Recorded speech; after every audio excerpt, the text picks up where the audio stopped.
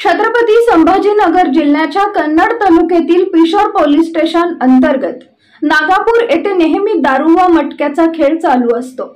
यावर प्रशासनाचे मात्र दुर्लक्ष दिसून येत आहे। पिशोर पोलीस स्टेशनचे या प्रकाराकडे कोणतेही लक्ष नाही।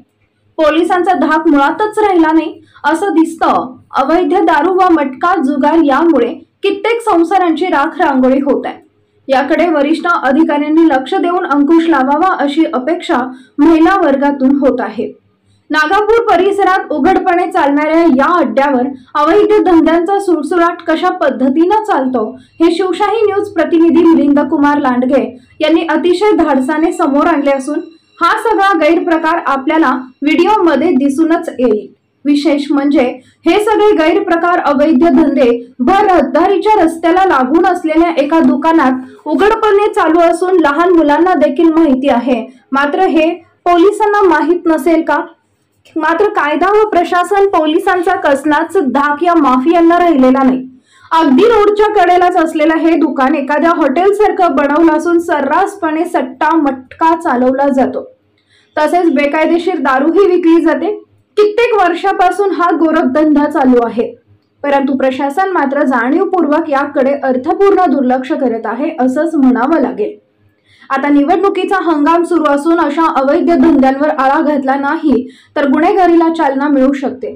त्यामुळे सर्वच अवैध धंद्यांवर तातडीने नियंत्रण मिळवावे अशी मागणी परिसरातील नागरिक करत आहेत। छत्रपती संभाजीनगर जिल्हा प्रतिनिधी मिलिंद कुमार लांडगे, शिवशाही न्यूज कन्नड।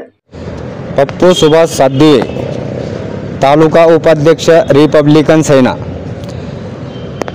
नागापूर गावामध्ये रोडच्या बाजूला दारू विकण्याचा मटका चालू होता।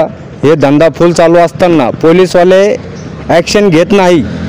याच्यामध्ये बायाचे जे संसार आहे ते उद्ध्वस्त होत आहे आणि पोलीसवाले त्यांच्यावर कारवाई करत नसताना और आम्ही त्यांच्यावर ॲक्शन घेणार।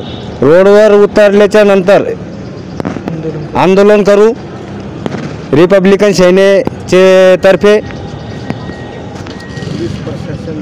जागी व्हायला पाहिजे आम्ही रोड पोलीस प्रशासन हे जागी नाही झाले नसताना आम्ही रोडवर उतरू। ताज्या घडामोडी जाणून घेण्यासाठी शिवशाही न्यूज यूट्यूब चॅनलला सबस्क्राईब करा। आपण हा व्हिडिओ फेसबुकवर पाहत असाल तर फेसबुक पेज फॉलो करा आणि शिवशाही न्यूज.com या आपल्या वेबसाईटलाही भेट द्या।